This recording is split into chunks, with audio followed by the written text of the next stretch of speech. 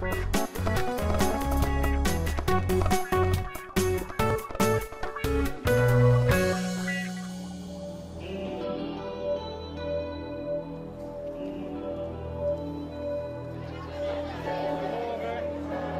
alsjeblieft. De volgende ronde gaat beginnen.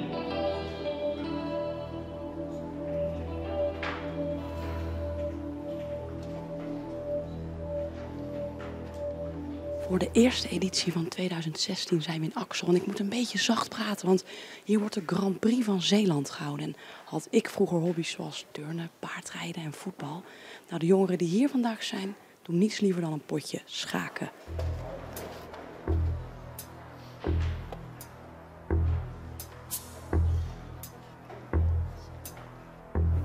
Jammer, je hebt verloren. Ja, het is pijnlijk een nederlaag. Ja, pijnlijk? Hoezo? Vertel.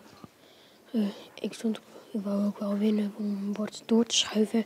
Maar ik heb verloren, dus dan moet ik een bord weer terug achteruit. Dat vind ik niet zo leuk.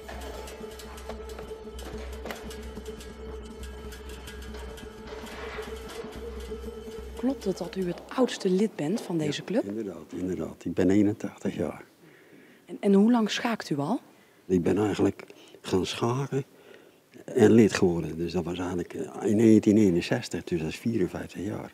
En nu vandaag hier een hele hoop jongeren. Ja. Hoe vindt u dat? Mooi dat ze er zijn, hè? Dat het zo uitgebreid is en dat het de schaaksport ook doorgaat natuurlijk. Hoe bereid jij je voor op zo'n potje schaken? Ja, niet zo heel erg. Ik ga gewoon beginnen. Ja, ik heb wel een soort van tactiek.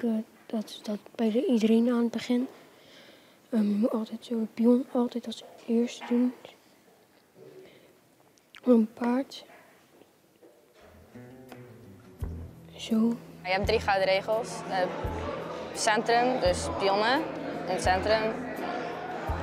Dus je mag dan 2 rijen verschuiven? Ja, dus ja, ook 1.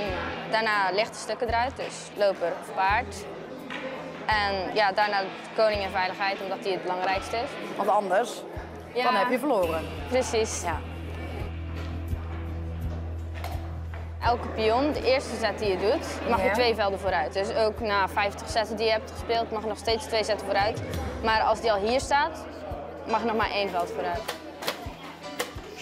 Schaken is dus jouw hobby, maar heb je ook nog andere hobby's? Ja, ook nog voetbal. En wat is nou leuker? Schaken. En kun je mij ook uitleggen waarom? Want je zit de hele tijd stil op een stoel, je mag niet praten. Ik vind het wel leuk om heel hard na te denken. Ja, en altijd dan bijvoorbeeld bij voetbal, dan moet ik altijd heel vroeg uit bed. Als je om 8 uur uit bed moet. Oh, dus het komt gewoon omdat jij van uitslapen houdt? Ja, ook wel een beetje daarom. Kan dat in 1 keer? Ja, mag in 1 keer. Oh, wacht. Ja.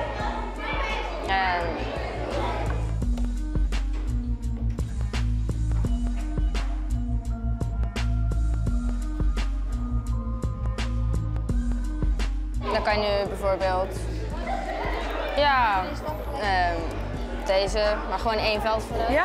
Nou, dan doen we dat. Maakt het nou een beetje indruk op de meisjes als je zegt dat je op schaken zit? Nee. Nee? Waarom niet? Gewoon omdat het gewoon normaal is. Maar vinden ze dan bijvoorbeeld schaken niet stoer of zo? Ik vind schaken gewoon normaal. Niet stoer.